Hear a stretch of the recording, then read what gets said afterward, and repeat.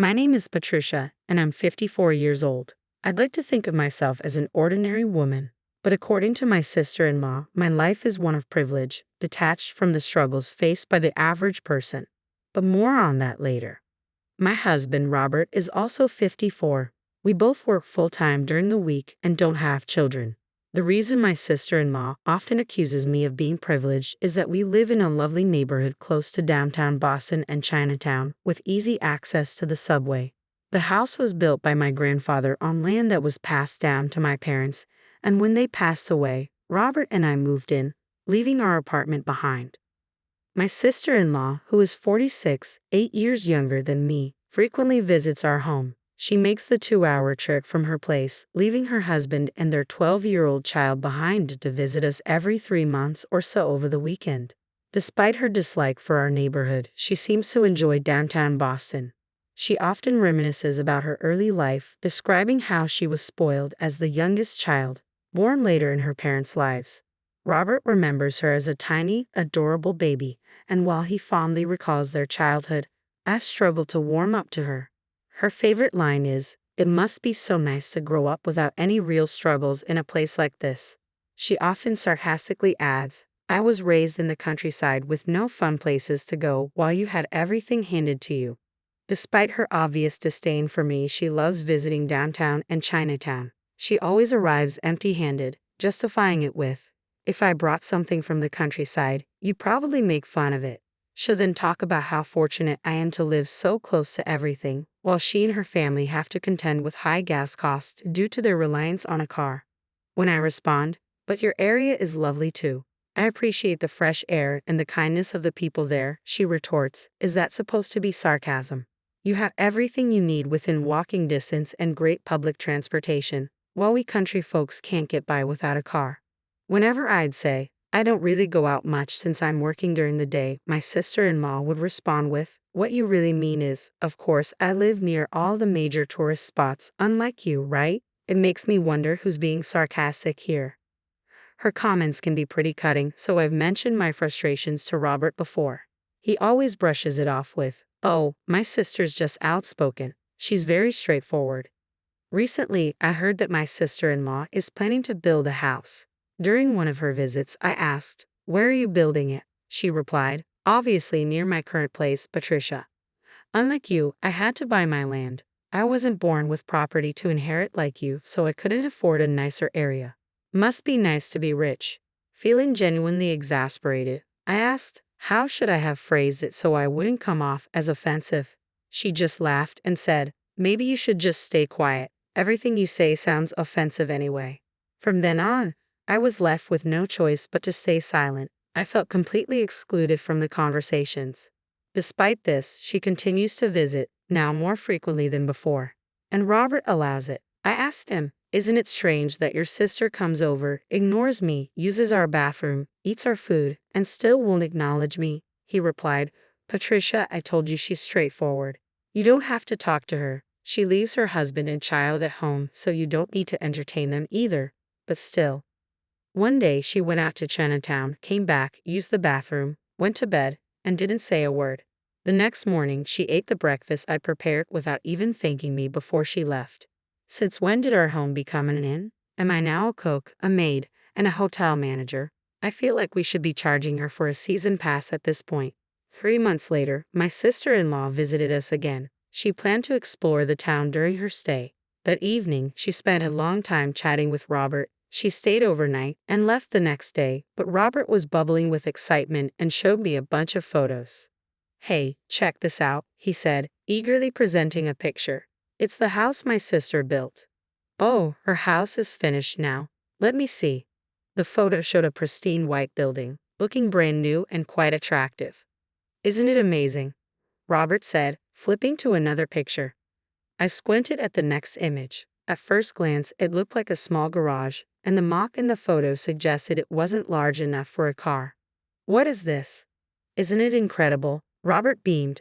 "It's a custom-made garage for a motorcycle. My Harley will fit perfectly in here." "What?" I was completely taken aback. "Yeah, like I said, it's designed for my Harley." "I don't understand. This is supposed to be your sister's house, right?" "Well, I've been discussing with her about possibly swapping houses. What? I was stunned by this unexpected revelation. I dropped the plate I was holding, shocked by the news. She's been mentioning how much she likes the location of this house for a while. I kept saying I wasn't fond of how outdated this place is since it's been in your family for generations. Then she suggested, why don't I build a new house here, and we can swap. So I had her include a special motorcycle garage in her new house for my Harley. Wait, what? You never discussed any of this with me. I can't. I don't want to leave this house. It's not that I have strong feelings about her house, but I'm having trouble processing all of this. Robert's irritation was evident, perhaps because my objection was unexpected. What's the problem? My sister and I have been talking about this for a while. So what? I wasn't included in any of those discussions. You've been ignoring me this whole time. But think about it, it's a great deal. Plus, it even comes with a garage for my motorcycle. What about me? You know I love watching suspense shows, right? Their house has a TV too. Robert is passionate about his Harley Davidson and values it greatly, almost as much as his own life. As for me, while I don't have a major hobby, I do enjoy watching suspense shows like CSI or Columbo on Netflix. But my commute, your bus and train ride will just be a bit longer, that's all. A bit longer. It'll be an extra 2 hours. Well, I can ride my Harley. A longer commute might actually be good for you. You've gained some weight recently, so consider this a chance to get in shape. Lose weight, even so. A 2-hour commute every day is ridiculous. I can't handle that. Robert seemed genuinely surprised and frustrated by my attachment to our old house, already dreaming about the new house and its dedicated garage for his Harley. He finally issued me an ultimatum. I'm giving our house to my sister and her husband. Their new house has a garage for my bike. What's the problem with that? If you don't agree, I'll divorce you, he said. Wait, did he just threaten me with divorce? I was stunned. Fine, give me a night to think it over. I barely managed to get those words out. I stumbled into bed, overwhelmed and in shock. For the next 2 hours, I sat there, my mind racing. A new house with a garage specifically for his bike. It felt like it was designed with Robert's interests in mind. His sister and her husband didn't even have a bike, so the house was clearly intended to replace ours. The fact that Robert made this decision without even consulting me felt like a personal betrayal. And then he topped it off with a threat of divorce. I could have forgive him for this. So, for the next 8 hours until dawn, I frantically worked on my phone. The next day, I told Robert I agreed to move out, but with a couple of conditions. First, I needed 2 weeks to pack. Since I work during the week, they can't move in until we've moved out, right? I asked. Well, yeah, I suppose so, Robert replied. You had them build a garage, so I want to leave this house in perfect condition as a thank you. Let's have it professionally cleaned and handed over 2 weeks after we move out, I proposed. Robert agreed. With that settled, I made a few calls while Robert wasn't around. The next 2 weeks sped by. Robert, in high spirits, packed up while humming an odd tune about his Harley. I called my sister-in-law to ask, how big are the rooms in your new house, so I could plan our furniture arrangement. They were moving from an apartment, and with only 4 weeks' notice, they seemed to be in a mad rush. On moving day, the first group of movers arrived and introduced themselves as from U-Haul Moving and Storage.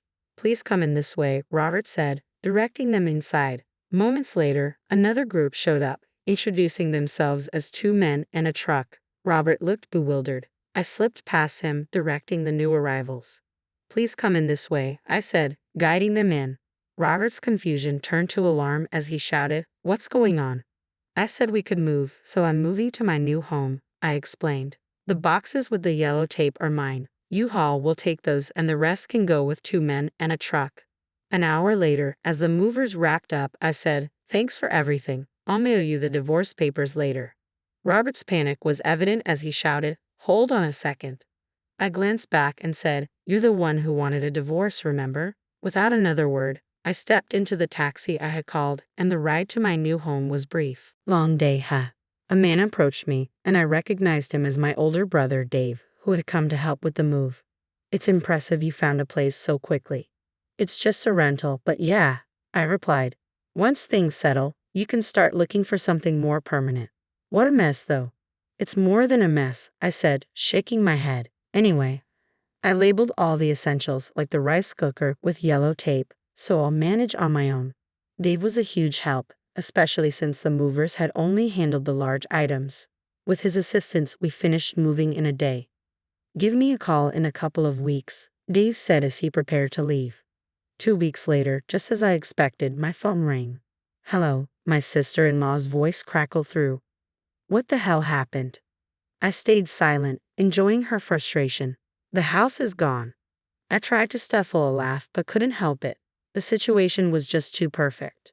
It's an empty lot. Why aren't you saying anything? You remember you told me to keep my mouth shut. I finally said. My sister-in-law's shriek was almost deafening. The phone was then handed to Robert. Did you really have to go that far? He asked, his voice cracking with emotion. Look who's talking. You're the one who threatened me, I said, laughing uncontrollably. Besides, I made it clear I wanted everything cleaned up, didn't I? Your idea of clean is completely off, Robert retorted. It's the ultimate clean, like a fresh start. I could see this frustration as he clenched his fists. Anyway, come over so we can talk. There's nothing I need to discuss with you, I replied. If you refuse to come, I won't sign the divorce papers. Remember when I refused to leave the house? You threatened me with divorce. Look how quickly you've changed your mind. Shut up, Robert shouted. All right, I'll come to your place, but I'm bringing someone for support, I said, then called my brother. I'm on my way. True to his word, my brother was reliable. Thanks for gathering today, I said. My sister-in-law's husband, whom I hadn't seen since the wedding, seemed nervous as he started speaking, as if beginning another wedding ceremony. The group, my sister-in-law's husband, Dave, Robert, his sister, and I, sat around the table in Robert's new home. We kept the children in the adjacent room, as the atmosphere in our room was too tense for them.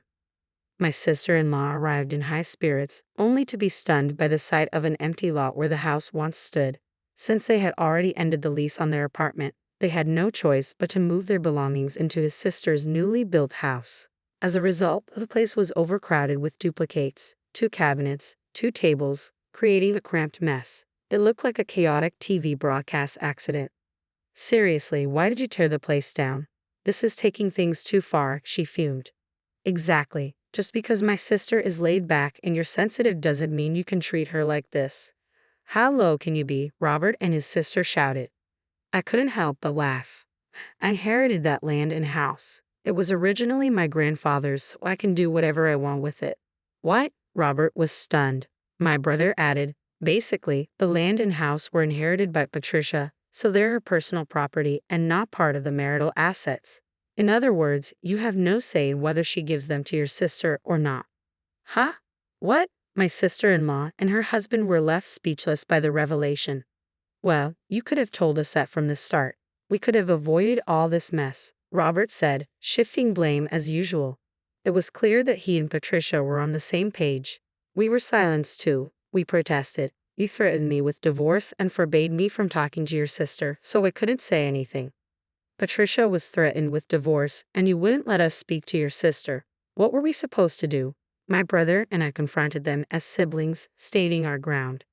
I decided to sell the property. The house was far too large for me to manage on my own. The day after I was threatened with divorce, I made 2 phone calls, one to Dave and one to a demolition company. They informed me that it would take 10 days to demolish the house. My sister-in-law's commute to her place took about 2 hours one way, totaling 4 hours round trip. Given the short notice for the move, she would have been too occupied with packing to make the journey. The same applied to my husband, who had recently moved into a newly built house near his sister's apartment. Consequently, their new home ended up as nothing but an empty lot. We had already lost our home and had to move twice. First into Robert's house temporarily, which only added to our moving costs. Do I look like I care? You should be grateful you're not being sued for trespassing on my property. You couldn't move in because the house was demolished, so you actually dodged a bullet, I said with a laugh. Turning to my husband, I added, do you really think a woman who complains about every little expense is laid back? You're quite amusing. Dave interjected, being dismissive doesn't make someone laid back, it just makes them shallow. Does that mean you didn't have Patricia's permission for all this moving drama? My usually quiet brother-in-law finally spoke up. That's right, she told us to keep quiet, and my husband threatened me. They just went ahead and got all worked up on their own, I revealed. Seeing my typically reserved brother-in-law shaking with anger was a sight to behold. Hey, what were you thinking? You've been splurging in Boston and Chinatown for the last 3 months, leaving me and the kids behind. You sold the car, saying you didn't need it anymore since you decided to live there. But this house only has a motorcycle garage. Do you even realize how you've messed things up for everyone in your family? I demanded. What's gotten into you? My sister-in-law was visibly shaken. It seemed she'd never seen him this angry before. Patricia and my brother-in-law continued. This one here told me, I'm taking my brother's house and moving. If you disagree, I'll divorce you. It's surprising how much siblings can think alike. I was almost laughing at how ridiculous it was. I'm sure my stomach will be sore from laughing so much. But since I'm a software engineer who can work remotely, and I thought it would be sad for the kids if their mom wasn't around, I agreed to her demand. Now that things have turned out like this, I realize how her selfishness could hurt the entire family. What you said about Robert's statement made me see things clearly. He took a deep breath, looked at his wife, and said, You threatened me, and now it's over for us too. I'll take care of the kids and treat your threat as a proposal. Now it's my turn, I said, turning to my husband. I'm accepting your demand as a proposal. We're truly done. Goodbye. Oh, hold on. If I lose the house, doesn't that mean the situation has changed? I asked. Exactly. The situation has changed, so it's not fair to cut us off like this, they argued. Both siblings started shouting. I dismissed their complaints with a wave and turned to my brother-in-law.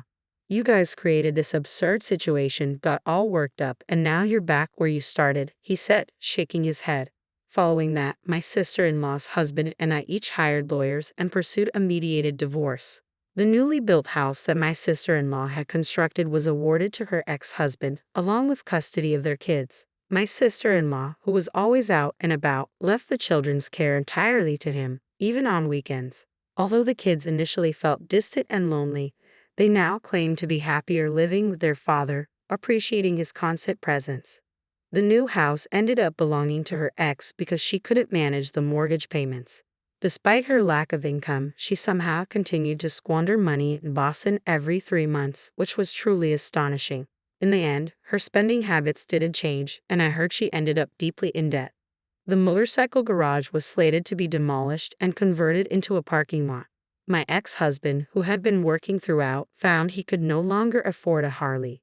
After being kicked out of my house and losing a substantial amount of property, the divorce, he had to part with his prized motorcycle. Deprived of his Harley and hobby, he took out his frustrations on his lawyer and turned to alcohol to numb his sorrows. I transformed the vacant lot where my house once stood into a parking lot. Its proximity to Boston and Chinatown allowed me to charge a premium, generating a steady income. With this new revenue stream, I bought a cozy one-bedroom apartment. As I settled in front of my big screen TV with a satisfied smirk, my favorite show, *CSI, Crime Scene Investigation*, was on. This was my moment. Beer in hand, no makeup, pajamas on, and completely uninterrupted. I had my snacks and was sinking into the couch, savoring the perfect combination of comfort and entertainment as I pressed the power button on the remote.